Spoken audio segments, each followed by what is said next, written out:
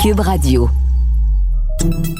Salut, c'est Charles Dran avec l'équipe dans 5 minutes. On s'intéresse aux sciences, à l'histoire et à l'actualité. Aujourd'hui, on parle du pangolin.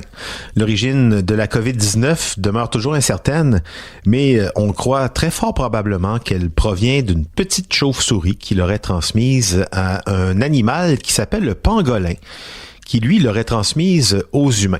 Je sais pas pour vous, mais avant aujourd'hui, tout ce que je savais du pangolin, c'est que c'était une petite bête, un mammifère à 4 pattes, mais avec des écailles et qui se nourrissait de fourmis. Ce qu'on a appris de plus aujourd'hui, c'est que c'est une proie très facile, décimée par les braconniers parce que sa chair et ses écailles sont prisées particulièrement en Asie, mais aussi en Afrique. Pour mieux connaître cet animal qui serait donc à l'origine de la transmission de la COVID-19 à l'humain, voici ce que nous a préparé Véronique Morin. Même si la chauve-souris est probablement le réservoir des coronavirus, on croit qu'il a fallu un autre animal pour le transmettre à l'humain. Dès l'apparition des premiers cas d'infection en Chine, on soupçonne que cet intermédiaire est le pangolin, un mammifère sauvage que l'on retrouve en Afrique et dans une partie de l'Asie, dont la chair est recherchée par les fins gourmets en Chine et les écailles en médecine chinoise. La revue scientifique Nature a publié 2 études à son sujet en février puis en mars, démontrant que le pangolin est porteur d'un coronavirus génétiquement similaire à 99% à la COVID-19, le virus responsable de la pandémie actuelle. À la suite de ces études, on soupçonne donc que le pangolin pourrait être lui-même un réservoir de ce virus. Selon une autre hypothèse, la transmission de la chauve-souris au pangolin aurait provoqué les 2 petites mutations génétiques nécessaires pour transmettre le virus à l'homme.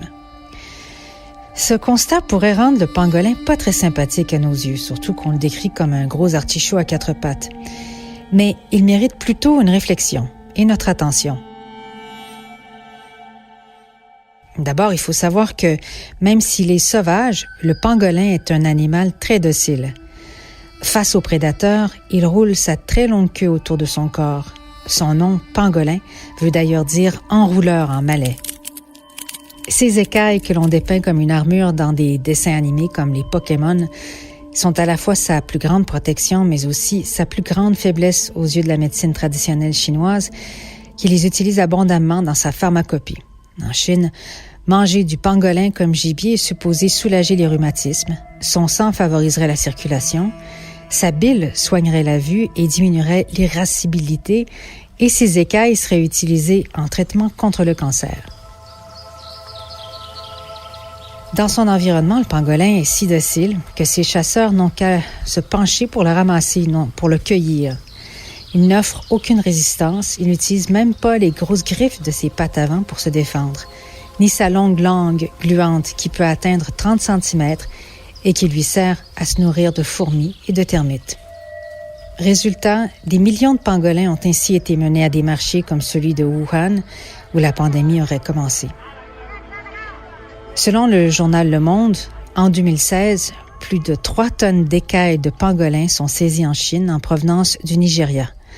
En 2017, 12 tonnes d'écailles de pangolins en provenance d'Afrique sont saisies en Chine, ce qui représente des écailles de 20 000 pangolins. En 2019, des responsables de Hong Kong ont intercepté 9 tonnes d'écailles faisant escale à Hong Kong depuis le Nigeria. La cargaison, d'une valeur de 8 millions de dollars, représentait environ 13 000 pangolins. Le pangolin, dont on ne connaissait à peine le nom avant la pandémie de la COVID-19, est pourtant l'animal le plus braconné au monde et est aujourd'hui une espèce menacée, en voie d'extinction. Étrange qu'en Amérique du Nord, on en avait si peu entendu parler avant. Enfin, ce n'est peut-être que partie remise puisque l'ONU propose une journée mondiale du pangolin à chaque 3e samedi de février pour alerter l'opinion sur les risques de disparition de l'espèce à cause du braconnage intensif.